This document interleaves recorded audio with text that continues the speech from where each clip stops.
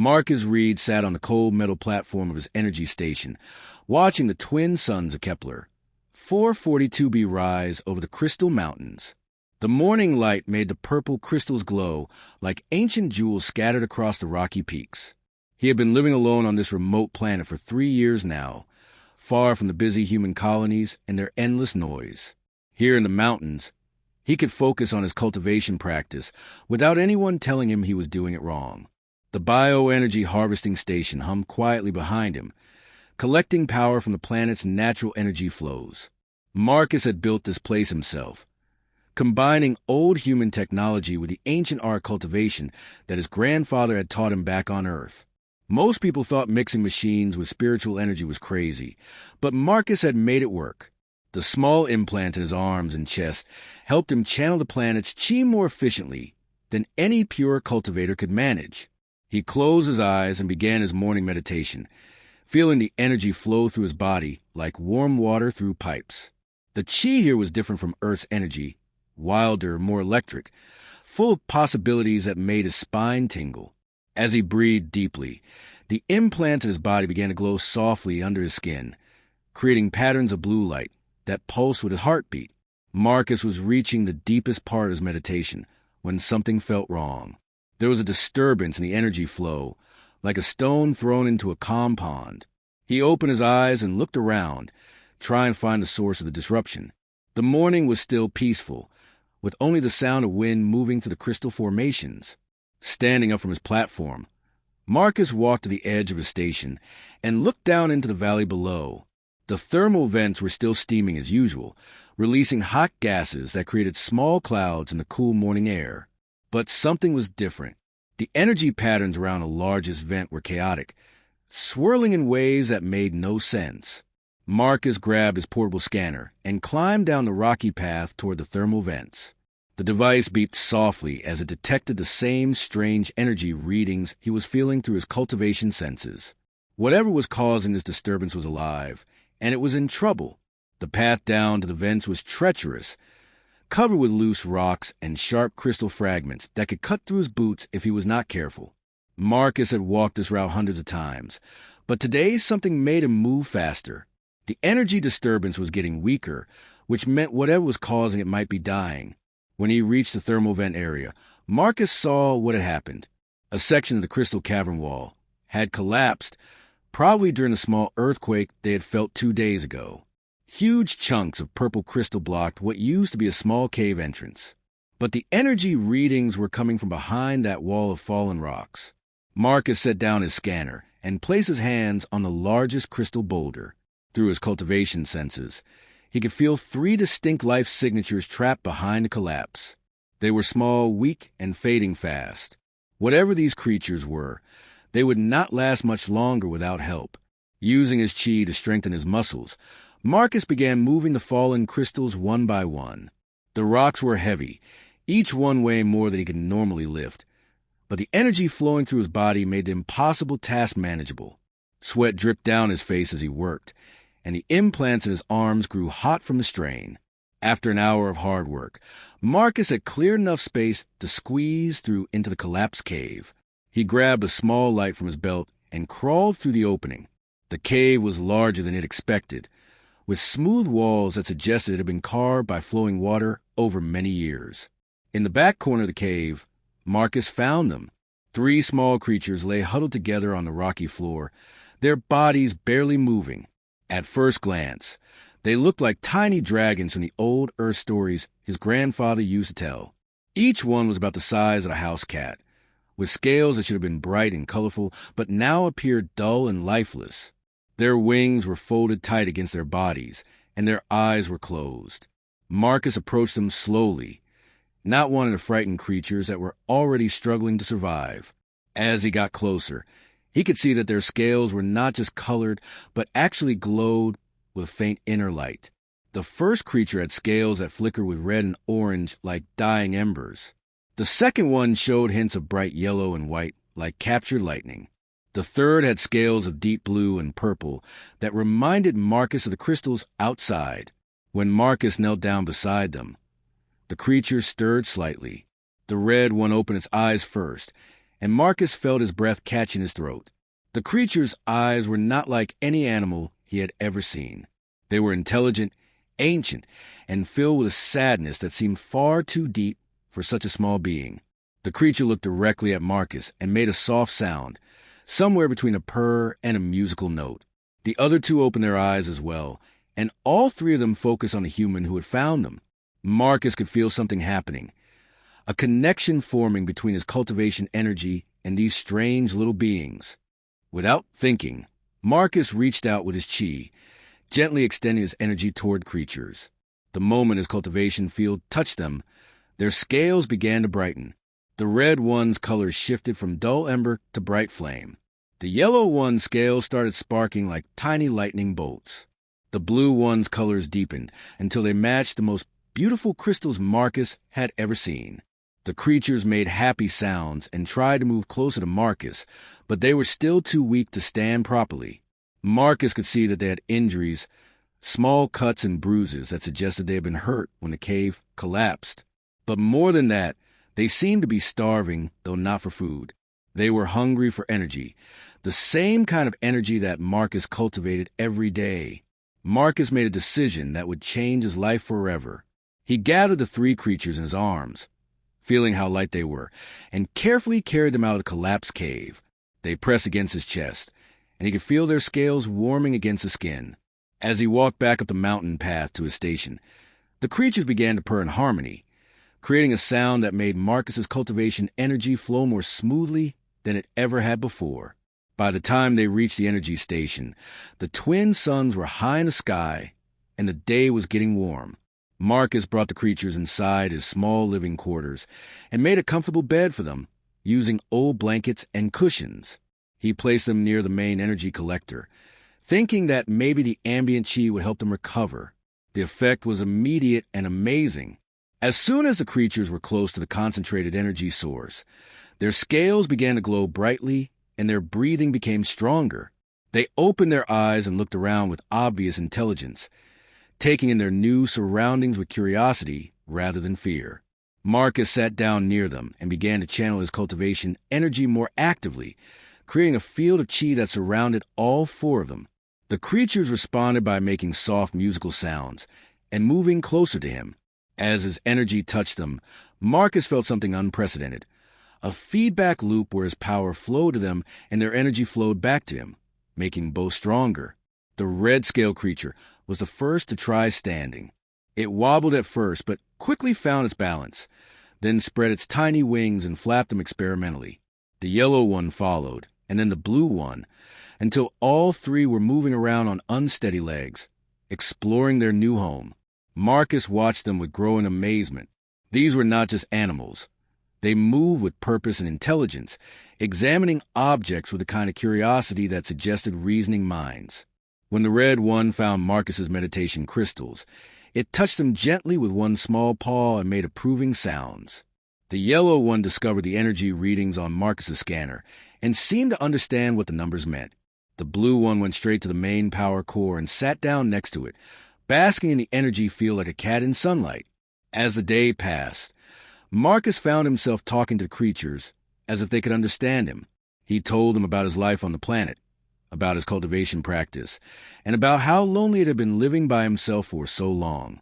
The creatures listened attentively, their bright eyes following his every movement, and their heads tilting when he asked questions. When evening came and the twin suns began to set, painting the crystal mountains in shades of gold and purple, Marcus realized that his life had just become far more complicated. These creatures were clearly special, possibly unique, and he had no idea what he was supposed to do with them. But as he watched them settle down for sleep, curled up together near the energy source with their scales glowing softly in the dim light, Marcus knew one thing for certain. He was not going to let anything happen to them. Whatever these little dragon-like beings were, wherever they'd come from, they were under his protection now. And if his grandfather had taught him anything about cultivation, it was that the universe did not bring people together by accident. Something important was beginning, and Marcus Reed was right in the middle of it. Marcus woke up the next morning to find all three dragon creatures sitting on his chest, staring at him with their bright, intelligent eyes. The red one, which he had started calling Spark in his mind, was the closest to his face and made a soft, trilling sound when it saw him open his eyes.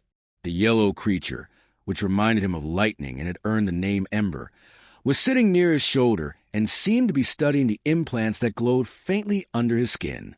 The blue one, which he thought of as Flare because of its deep crystal colors, was perched near his heart and appeared to be listening to his heartbeat.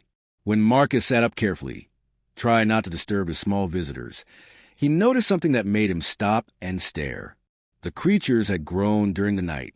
They were no longer the size of house cats, but had become as large as small dogs. Their scales were brighter and more vibrant than before, and their wings had developed more defined patterns that seemed to shift and change as he watched. Spark hopped down from his chest and walked over to the energy collector with movements that were far more coordinated than the day before. The creature placed one small paw on the machine, and suddenly the energy readings on Marcus's displays jumped higher than they had ever been.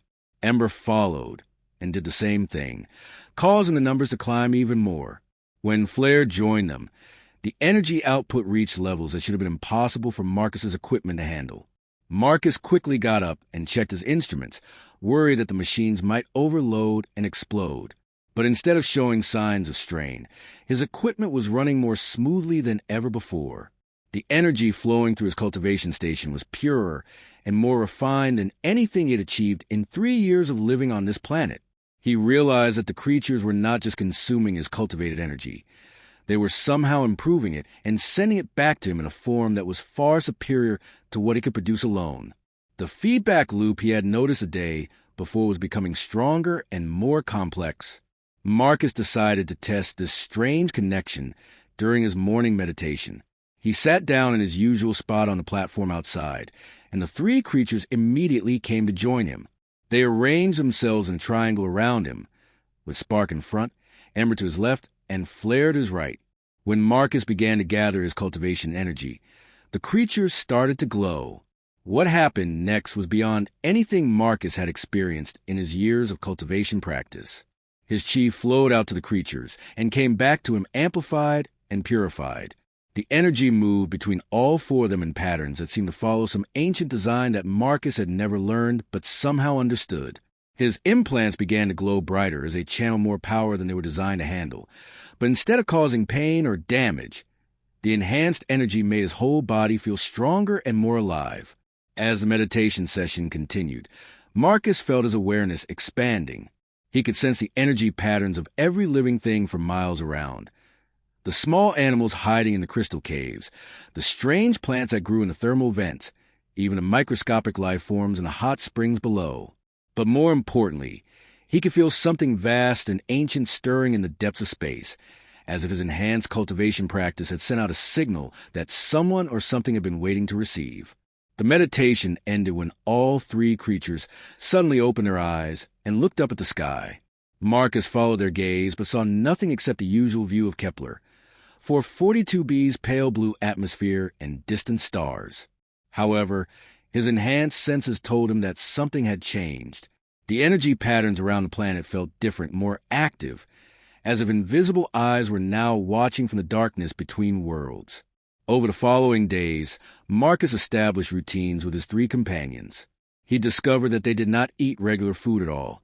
Their only nourishment came from the refined chi that his cultivation practice produced. In return, they continued to grow larger and develop new abilities that amaze him daily.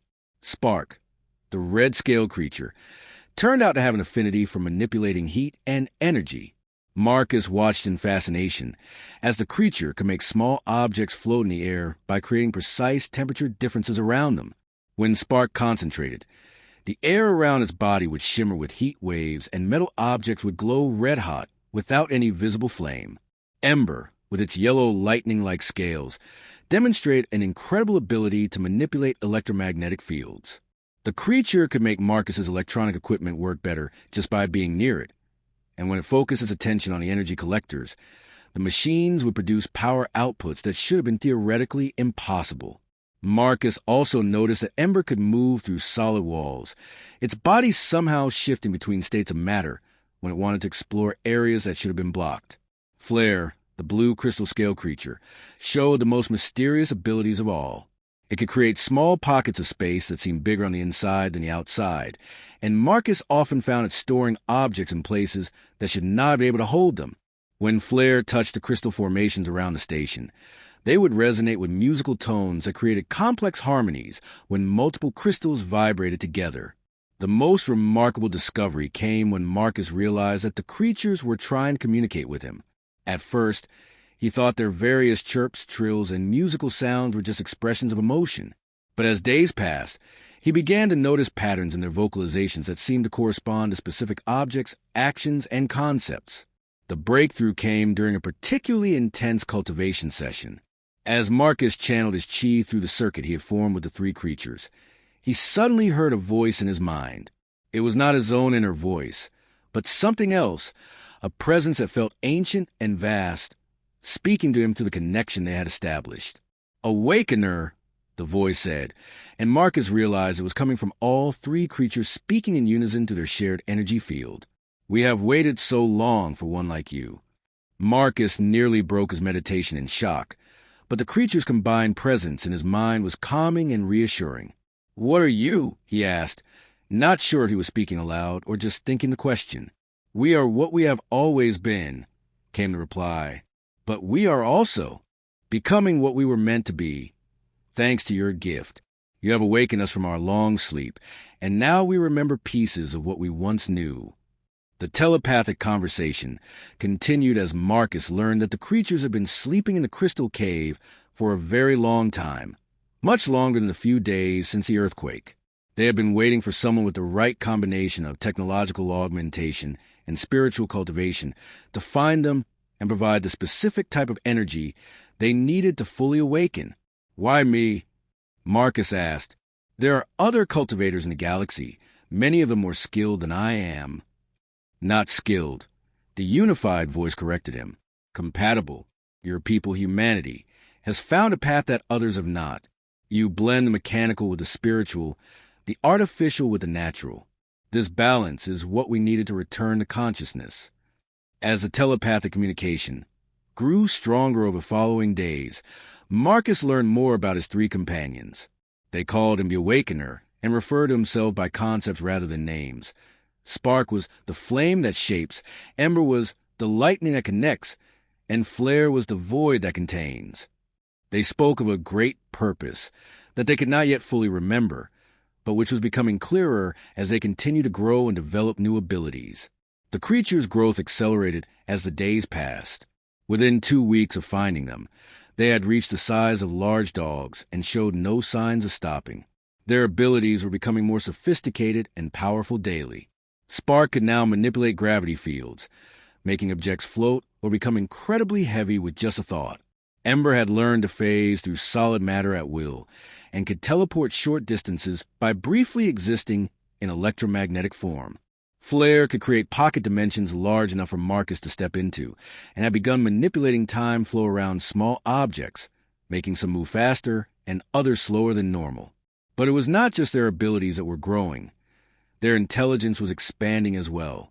The telepathic conversations became more complex and detailed, filled with references to cosmic events and ancient knowledge that Marcus could barely comprehend. They spoke of star systems he had never heard of, civilizations that had risen and fallen millions of years ago, and threats that existed in the dark spaces between galaxies.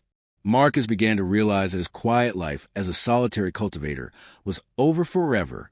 The energy signatures from his enhanced cultivation sessions were growing stronger and more distinctive with each passing day. If there were other beings in the galaxy who could detect such things, they would certainly notice the strange phenomena occurring on this remote planet. His suspicions were confirmed when his long-range scanners began picking up unusual activity in the outer system. Ships were arriving in increasing numbers, all maintaining positions just beyond the planet's sensor range, but clearly watching and waiting for something. Some of the energy signatures were familiar, human vessels from the Galactic Cultivation Consortium. Others were completely unknown, suggesting that alien civilizations were also taking interest in what was happening on Kepler 442b.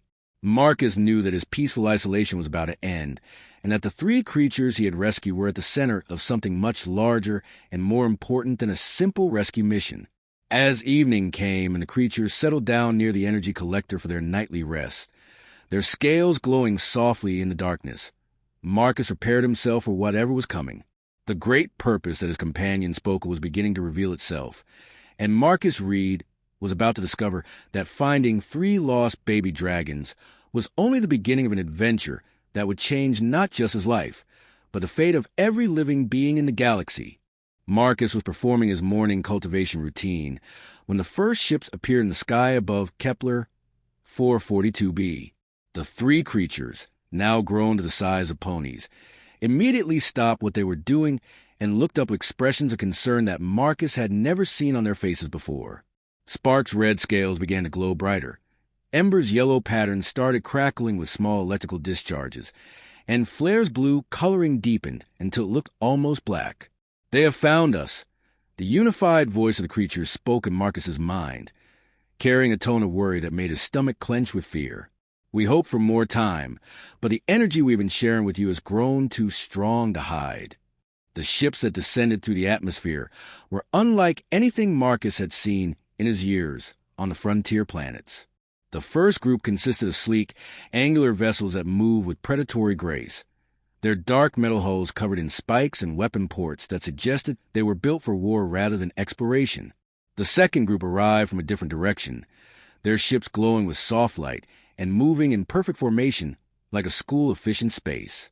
Marcus activated his communication array and immediately received multiple incoming signals.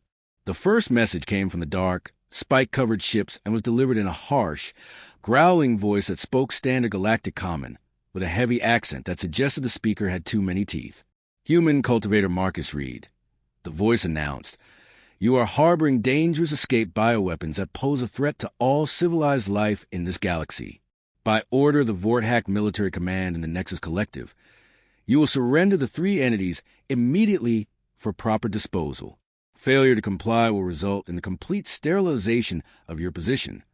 Before Marcus could respond, a second message came from the glowing ships. This voice was much gentler, almost musical, but carried an undertone of absolute authority that made it clear the speakers were not making a request. "Greetings, human Marcus Reed," the melodic voice said. "We are representatives of the Ethereal Collective, and we have traveled far to reach you. The 3 sacred entities in your care belong with us, where they can receive proper guidance and fulfill their true purpose. Please prepare them for immediate transfer to our care, as their current situation is dangerous for both them and you." Marcus looked at his 3 companions, who had arranged themselves in a protective triangle around him. Their abilities had grown tremendously over the past weeks, but he could sense their fear and uncertainty through their telepathic connection. Whatever these entities were, both groups of aliens considered them important enough to travel across the galaxy to claim them. "What should I do?" Marcus asked through their mental link. "Do not trust either group," came the immediate reply from all 3 creatures. "The spiky ones want to destroy us because they fear what we might become. The glowing ones want to control us for their own purposes. Neither group understands what we truly are or what must be done."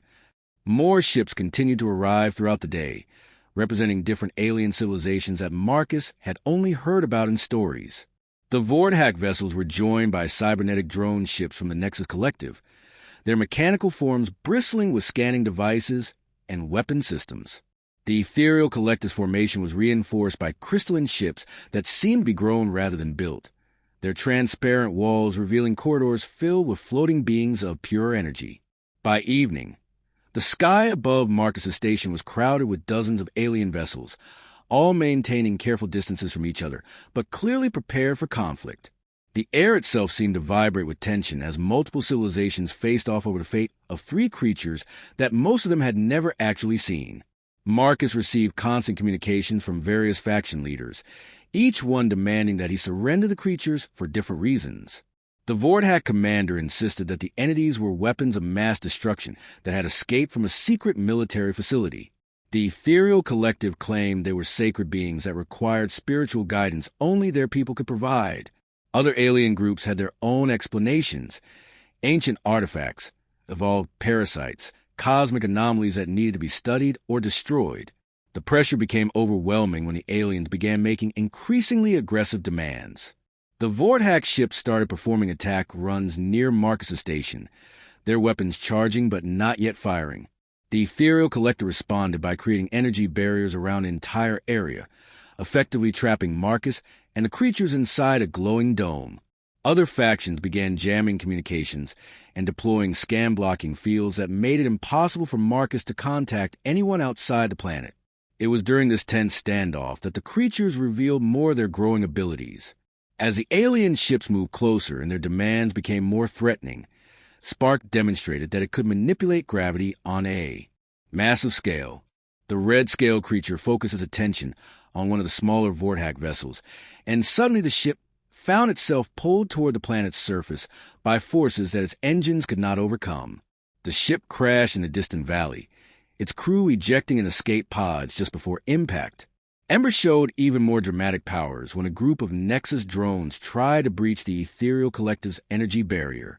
The yellow-scale creatures simply looked at the mechanical invaders, and they began to phase in and out of reality, their solid forms becoming transparent and incorporeal until they passed harmlessly to the barrier and continued drifting into space, unable to regain their physical state. Flair's demonstration was the most unsettling of all.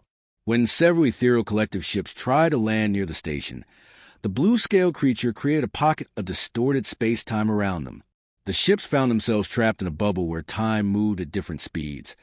Some areas experienced minutes, while others experienced hours, causing the vessels to age and deteriorate at accelerated rates until their crews were forced to retreat. The display of power had exactly the opposite effect that Marcus had hoped for. Instead of discouraging the alien factions, the demonstrations convinced them that the creatures were even more dangerous and valuable than they had originally believed. More ships arrived, including massive battlecruisers and planet-killer vessels that could destroy entire worlds. The breaking point came when the Vortex commander issued an ultimatum: surrender the creatures within 1 standard hour or face planetary bombardment. The Ethereal Collective responded with their own threat to destroy any ship that attacked the sacred entities. Other factions began choosing sides or preparing to eliminate all competitors and claim the creatures for themselves. Marcus realized that his quiet planet was about to become the center of a galactic war, with him and his 3 companions caught in the middle. The creatures sensed his despair through their mental connection and tried to comfort him with reassuring thoughts, but he could feel their own fear and confusion as memories they could not yet fully access stirred in the depths of their minds. "We could leave," Marcus suggested during one of their telepathic conversations. "Your abilities are strong enough now to get us away from here." "No," came the firm reply from all 3 creatures. "Running will not solve this problem. These factions will hunt us across the galaxy, and innocent people will suffer because of the conflict we would bring. There is another way, but it requires us to remember more of what we once were." As the alien ultimatums counted down, and weapon systems across dozens of ships began charging for combat, the creatures made a decision that surprised Marcus. They began to share more of their recovered memories with him, flooding his mind with images and knowledge that was almost too vast for a human consciousness to contain. He saw flashes of cosmic battles fought between stars, civilizations that had risen and fallen across millions of years, and a great darkness that moved between galaxies, consuming everything in its path. He witnessed the death of species so ancient that their names had been forgotten before humanity had even evolved, and he felt the weight of responsibility that came with powers that could reshape reality itself. Most importantly, he began to understand what the creatures truly were and why so many different alien civilizations wanted to claim or destroy them. They were not bioweapons or sacred entities or cosmic anomalies. They were something far more significant and dangerous than any of the alien factions realized. The knowledge was overwhelming, but it also gave Marcus hope. If he could find a way to help the creatures fully remember their true nature and purpose, they might be able to resolve this crisis without the devastating war that was about to begin. But time was running out, and the alien ships in orbit were preparing to turn his peaceful planet into a battlefield. As the final minutes of the ultimatum ticked away, Marcus made a decision that would change not just his own life, but the fate of every thinking being in the galaxy. He opened his mind completely to the creatures, allowing to share not just their memories but their power, creating a connection deeper than anything they had achieved before. The moment their minds fully merged, reality around Marcus's station began to warp and change. The air itself started to glow with colors that had no names, and the space around them began to fold in ways that made the watching alien ships' sensors scream warnings that their crews could not understand. Something ancient and powerful was awakening on Kepler 442b, and the galaxy was about to discover that the three small creatures Marcus had rescued from a collapsed cave were not lost babies at all, but the last remnants of the universe's first and most advanced civilization, finally returning to consciousness after eons of sleep. The real story was about to begin, and none of the alien factions gathered in orbit had any idea what they were truly dealing with. The moment Marcus opened his mind completely to the three creatures, the universe exploded around him in a flood of ancient memories that stretched back millions of years. He felt his consciousness expand beyond anything he had thought possible, as the barriers between his mind and theirs dissolved completely. What he experienced in those first seconds changed everything he thought he knew about reality itself. Marcus found himself standing in a vast cosmic library that existed somewhere between dimensions, surrounded by floating crystals that contained the memories of entire civilizations. The three creatures were beside him, but they no longer looked like the dragon-like beings he had rescued from the cave. Instead, they appeared as towering figures of pure energy, their forms shifting between states of matter and light in ways that hurt to look at directly.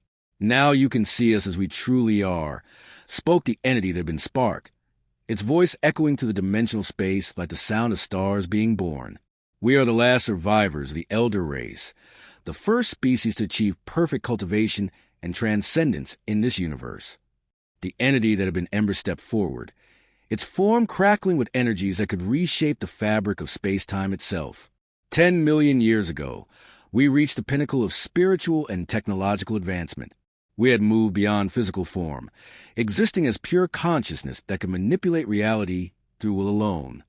The third entity, formerly Flare, gestured to the floating memory crystals around them. "We were the guardians of all life in this galaxy, protecting younger species and guiding their development. But then came the Void Hunger, a cosmic entity from outside our universe that devours not just matter and energy, but the very concept of existence itself."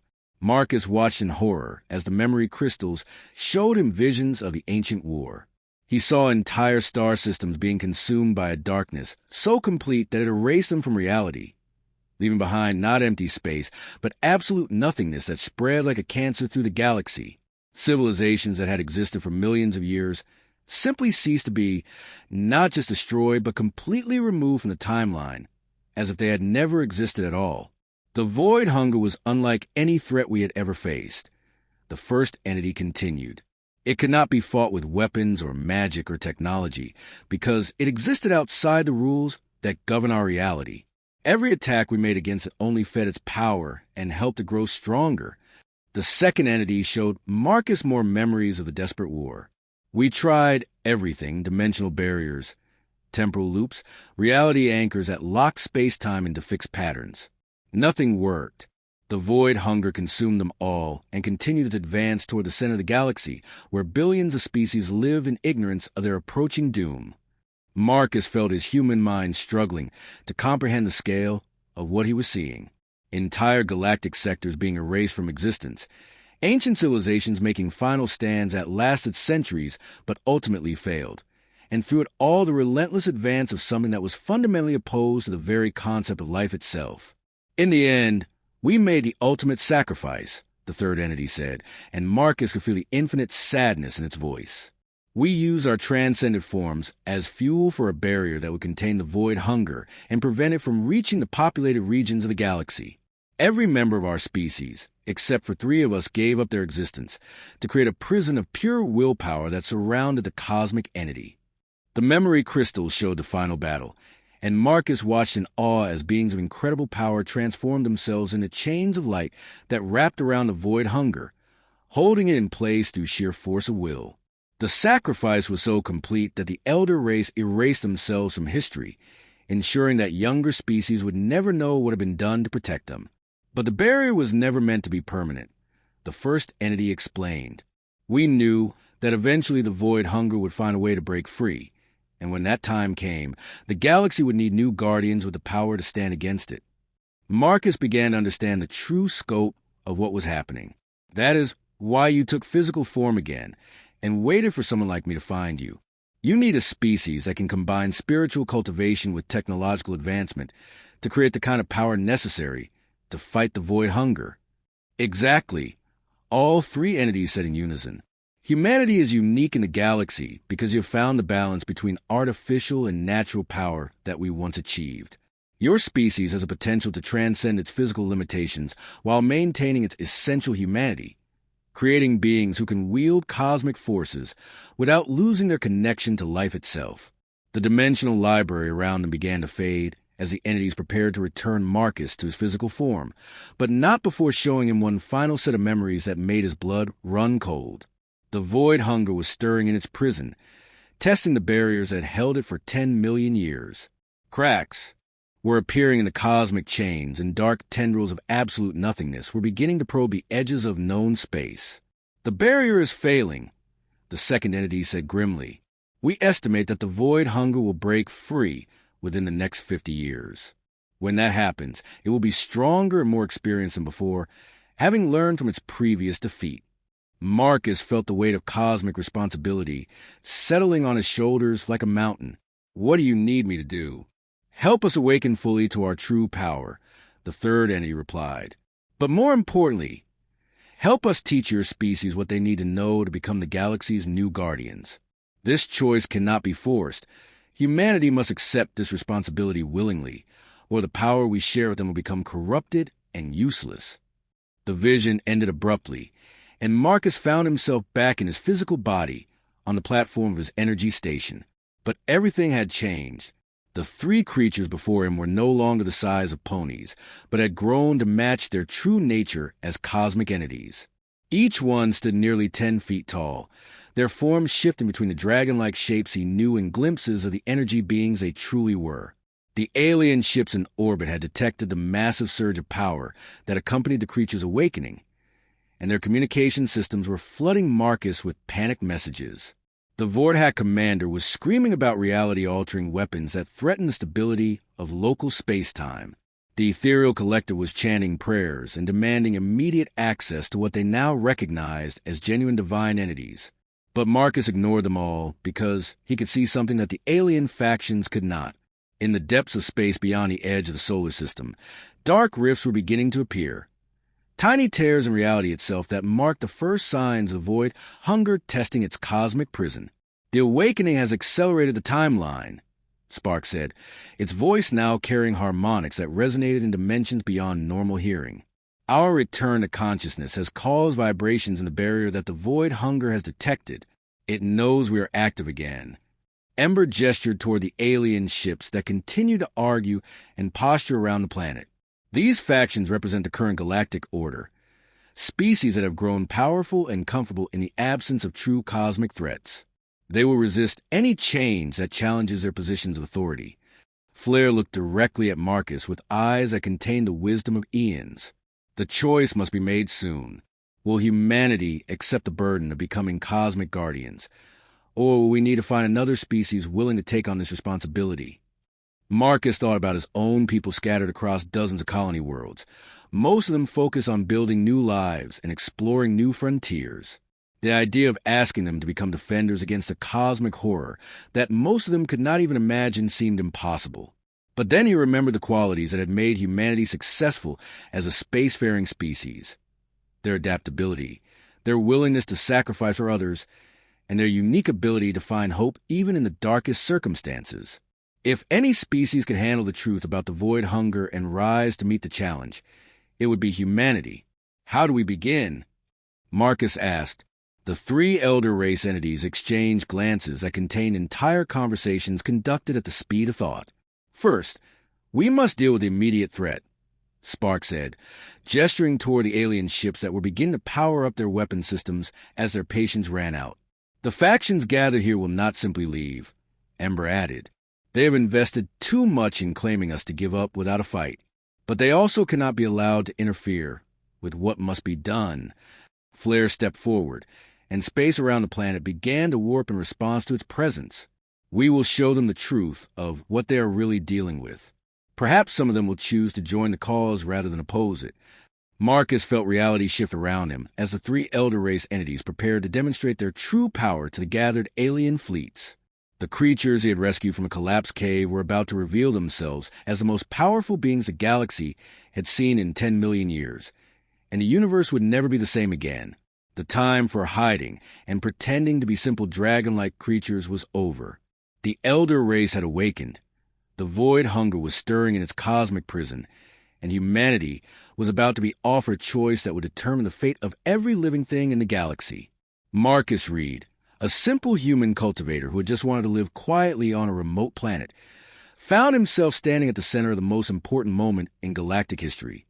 With the weight of countless civilizations resting on the decisions he would help humanity make in the hours and days to come. The three Elder Race entities began to glow with power that made the air itself sing with cosmic harmonies as they prepared to address the alien fleets gathered around Kepler 442b. Marcus felt the space around him shifting and bending as reality responded to their presence, and he knew that everything was about to change forever. Spark raised one massive arm toward the sky, and suddenly every communication system on every ship in orbit activated simultaneously. The voice that emerged was not the harsh growl of the Vortex commander or the musical tones of the ethereal collective, but something that resonated in the deepest parts of every conscious mind listening. Attention, all gathered civilizations. The unified voice of the Elder Race announced. You have come seeking to claim or destroy what you believe to be weapons or sacred artifacts, but you understand nothing of what stands before you. We are the Elder Race, the first guardians of this galaxy, and we have awakened because of threat approaches that will destroy everything you know unless we act together. The response from the alien fleets was immediate chaos.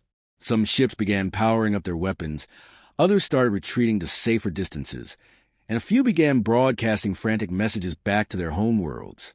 Marcus could hear fragments of the communications as the various factions tried to process what they had just learned. Ember stepped forward and gestured toward the dark rifts that were becoming visible at the edge of the solar system. Behold the return of the void hunger, the cosmic entity that we sacrificed our civilization to contain 10 million years ago. It stirs in its prison and tests the barriers that have held it dormant.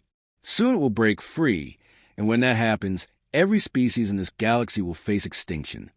The alien ships turned their sensors toward the rifts, and Marcus could hear the panic in their voices as they detected energy readings that their instruments could barely measure.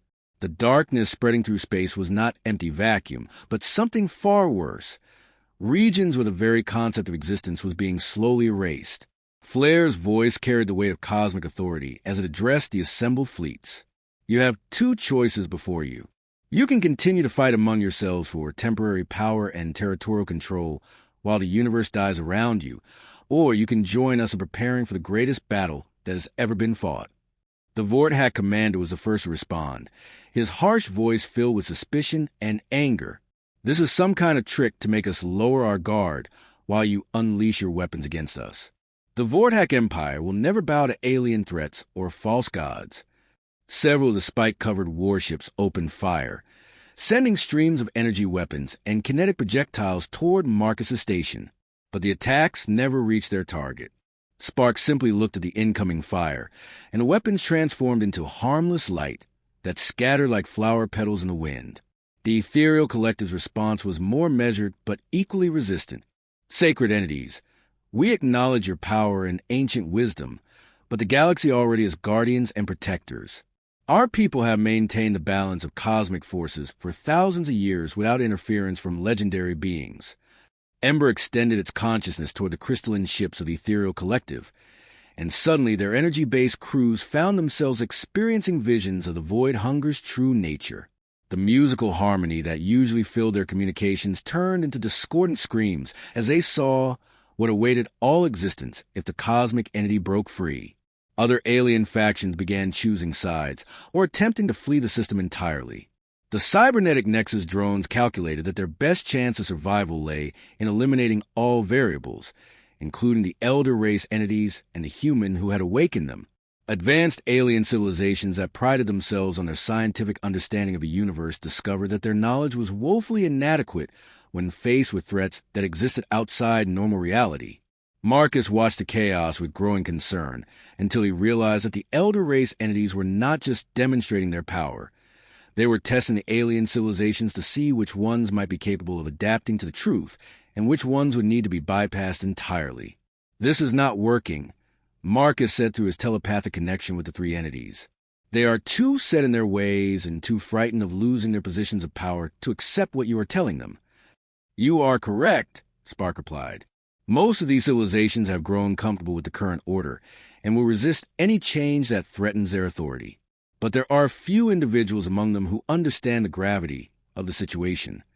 As if summoned by their conversation, several smaller ships detached themselves from the main fleets and approached Marcus's station under flags of truce. The pilots who emerged were not the typical representatives of their species, but individuals who had been changed by witnessing the true scope of the cosmic threat. A young ethereal collective navigator, whose energy form flickered with newfound uncertainty, spoke first. "Great Ones, I have seen the visions you share with my people, and I understand that our traditional role as cosmic guardians is insufficient against this threat. What would you have us do?" A cybernetic nexus unit whose mechanical voice carried unexpected emotion added, "My calculations indicate a 97% probability of total galactic extinction if current offensive measures are maintained. I request permission to share this data with my collective consciousness." Even more surprisingly, a battle-scarred Vortak warrior, whose people were known for their aggressive nature, stepped forward with his weapons lowered. "I have fought in 100 wars across 50 worlds, but I have never encountered anything that could erase entire star systems from existence. If you truly have the power to stand against this void hunger, then my clan will fight beside you." The three Elder Race entities exchanged glances before Flair addressed a small group of volunteers. "Your willingness to adapt and accept new truths marks you as potential allies in what is to come. But the real decision must be made by the species that will bear the primary burden of defending the galaxy." All eyes turned to Marcus, and he felt the weight of cosmic responsibility settling on his shoulders once again. The choice that would determine the fate of every living being in the galaxy now rested with humanity, and he was the one who would have to present that choice to his people. "How do I contact them all?" Marcus asked. "Humanity is scattered across dozens of worlds, and most of them have never heard of cultivation or cosmic entities or threats from outside reality." Ember smiled, an expression that somehow conveyed warmth despite the entity's incredible power. "You will not contact them all at once. Instead, you will contact the one person who can help humanity understand what is at stake and make the right choice." Marcus felt a surge of realization as he understood what the Elder Race entities were suggesting. There was one human who had spent years studying ancient cultivation techniques and theoretical cosmic threats, one person who had the knowledge and authority to help humanity prepare for what was coming. His grandfather, Dr. William Reed, was still alive on Earth and serving as a director of the Human Cultivation Research Institute. If anyone could help humanity understand the truth about the Elder Race and avoid hunger, it would be the old man who had first taught Marcus about the spiritual side of cultivation. Working together with the three Elder Race entities, Marcus established a quantum communication link that reached across the galaxy to Earth. The conversation that followed would be remembered as the moment when humanity learned its true destiny among the stars. Dr. Reed listened carefully as Marcus explained everything that had happened, from finding the three creatures in the collapsed cave to discovering their true nature as cosmic guardians. The old man asked intelligent questions about the cultivation techniques the Elder Race had shared and the specific nature of the threat posed by the void hunger. When Marcus finished his explanation, there was a long moment of silence before his grandfather spoke. "I have spent 60 years studying the theoretical limits of human cultivation potential, and everything you have described matches predictions I made decades ago but never expected to see proven. Humanity has always been unique in our ability to adapt and grow beyond our original limitations." Dr. Reed paused, and Marcus could hear the sound of rapid typing as the old man began composing messages. "I am contacting the leaders of every human colony world and cultivation center in known space. Within 48 hours, we will have a galaxy-wide referendum on whether humanity accepts the responsibility of becoming cosmic guardians. The response from humanity was unlike anything the elder race entities had seen from other species. Instead of fear or denial or attempts to avoid responsibility, humans across the galaxy began asking practical questions about training requirements, resource allocation, and strategic planning for a threat that most of them could barely comprehend. Colony worlds that had been rivals for decades began coordinating their efforts. Cultivation masters who had spent years arguing about proper techniques started sharing their knowledge freely. Human military commanders began developing contingency plans for battles that would be fought in dimensions they had never imagined. The referendum results were unanimous. Humanity accepted the burden of becoming the galaxy's guardians against cosmic threats, understanding that this choice would forever change their species, but believing it was the right thing to do. As the decision was made, the three elder race entities began the process of sharing their accumulated knowledge and power with selected humans across the galaxy. Marcus felt himself changing as cosmic energies flowed through his cultivation channels, expanding his consciousness and granting him abilities that no human had ever possessed. But he remained fundamentally human, connected to his people and committed protecting not just his own species, but all life in the galaxy. This balance between cosmic power and essential humanity was exactly what the elder race had been hoping to find. The first cosmic rifts began opening in distant star systems as the void hunger tested its prison, but humanity was ready. Human cultivators enhanced with elder race knowledge stood watch at dimensional barriers, their combined will reinforcing the ancient chains that held the cosmic entity in check. Marcus Reed, the simple human who had found 3 lost creatures in a crystal cave, became the first human-elder hybrid and the leader of a new kind of guardian force that would protect the galaxy for generations to come. The real work was just beginning, but for the first time in 10 million years, the universe had hope against the darkness that waited beyond the stars. The galaxy had found its new guardians, and they were ready for whatever challenges lay ahead.